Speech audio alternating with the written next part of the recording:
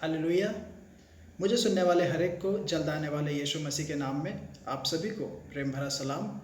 मैं आशा करता हूँ आप सभी दिन प्रतिदिन लगातार यीशु मसीह में बढ़ते जा रहे हैं और अपने जीवन के जरिए परमेश्वर को जरूर प्रसन्न कर रहे हैं। मेरे प्रियो, आइए हम वचनों में आगे बढ़ने से पहले एक छोटी सी प्रार्थना करें। आइए अपने अपनी आंखों को बंद करें। प्यारे सर्वशक्तिमान परमेश्वर प्रभु जी, धन्यवाद इस सुंदर समय के लिए। यीशु मसीह राजा, धन्यवाद कहते हैं तेरे वचनों के साथ कुछ पल मनन करने के लिए तूने हम सभी को यह मौका दिया। धन्यवाद प्रभु जी। प्यारे राजा, तेरे नाम की महिमा होने पाए। प्यार प्रभु राजा, वचन भेजकर तू हम सभी के जीवन में बेदारी ला परमेश्वर, ताकि हम घटे और तू हम सभी के जीवन से बढ़ने पाए परमेश्वर। तूने हम सभी का सारा नियंत्रण अपने हाथों में लिया। धन्यवाद कहते हैं और ये प्रार्थना विनती यीशु के नाम से मांगता हूँ। आमेन, आमेन, आमेन। मेरे प्रियो, आज का जो विषय है वह कुछ इस प्रकार से है, एक जिद्दी विधवा। मेरे प्रियो,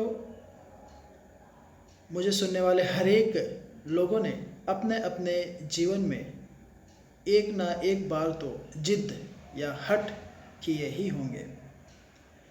जिद शब्द सुनते ही आप सभी को अपना अपना बचपना जरूर याद आया होगा और एक पल भर में आप सभी को वे सारी यादें ताज़ा हो गई होंगी और आपको अनुभव भी हुआ होगा कि जिद के कारण आपको बहुत सारी परिस्थितियों से होकर गुजरना पड़ा और कई बार तो यहाँ तक आपको मार भी खाने पड़ी होगी।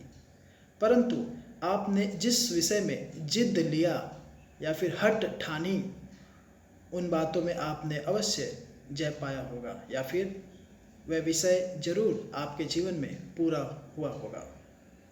आइए आज हम बाइबल से एक विधवा जिसने जिद किया, हट किया, उसके विषय में हम सीखेंगे। तो मेरे साथ आप सभी लूका रचित सुसमाचार 18 अध्याय आयत 1 से लेकर 8 तक हम पढ़ेंगे। आइए, लूका रचित सुसमाचार उसका 18वां अध्याय आयत 1 से लेकर 8 तक वचन इस प्रकार से कहता है। फिर उसने इनके विषय में कि नित्य प्रार्थना करना और हियाव न छोड़ना चाहिए, उसने यह दृष्टांत कहा। किसी नगर में एक न्यायी रहता था जो न परमेश्वर से डरता था और न किसी मनुष्य की परवाह करता था। उसी नगर में एक विधवा भी रहती थी जो उसके आसपास आकर कहा करती थी, मेरा न्याय चुकाकर मुझे मुद्दई से बचा। कुछ समय तो वह न माना, परंतु अंत में विचार करके कहा, यद्यपि मैं न परमेश्वर से डरता और न मनुष्यों की कुछ परवाह करता हूँ, तो भी यह विधवा मुझे सताती रहती है, इसलिए मैं उसका न्याय चुकाऊंगा। कहीं ऐसा ना हो कि घड़ी घड़ी आकर अंत में मेरी नाक में दम करे। प्रभु ने कहा, सुनो, यह अधर्मी न्यायी क्या कहता है। इसलिए क्या परमेश्वर अपने चुने हुओं का न्याय न चुकाएगा जो रात दिन उसकी दुहाई देते हैं?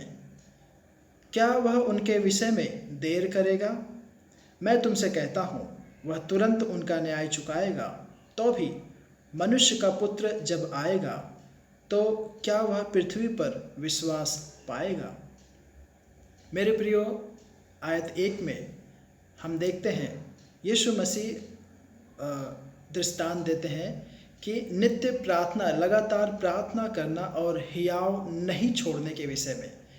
मेरे प्रियो, किसी भी विषय में लगातार प्रार्थना करना और हियाव नहीं छोड़ना, इसका मतलब यह नहीं कि लंबे समय तक आप उन्हीं विषयों को दोहराते रहें या आप दर्द से भरा प्रार्थना में एक लंबा समय बिताएं, बल्कि निरंतर प्रार्थना करने का मतलब यह है कि आपकी अपनों के लिए दिन प्रतिदिन की हर एक विनतियों को प्रभु के सामने रखें। कहने का तात्पर्य, आप अपने हर एक बातों को जो दिन प्रतिदिन घटित होती हैं आप परमेश्वर के चरणों में उसके सम्मुख रखें और यह विश्वास करें कि वह परमेश्वर यीशु मसीह जरूर अवश्य आपकी प्रार्थना सुनेगा। जब हम विश्वास के द्वारा जीवन बिताते हैं तब हमें उम्मीद बिल्कुल भी नहीं छोड़नी है कि शायद प्रभु हमारी विनतियों को सुनने में देरी करे या परमेश्वर देर करेंगे। ये सारी बातें हमें नहीं सोचनी है। लेकिन अगर परमेश्वर देरी से हमारी प्रार्थना सुनता है तो उसके पीछे भी एक कारण छिपा होता है। जब हम प्रार्थना में जिद्दी या हठी हो जाते हैं तब परमेश्वर हमें अंदर से एक नया रूप देता है और हमारे में एक नया चरित्र, एक नया स्वभाव और विश्वास और आशा, उम्मीद हमारे हर एक के हृदय में उत्पन्न करता है।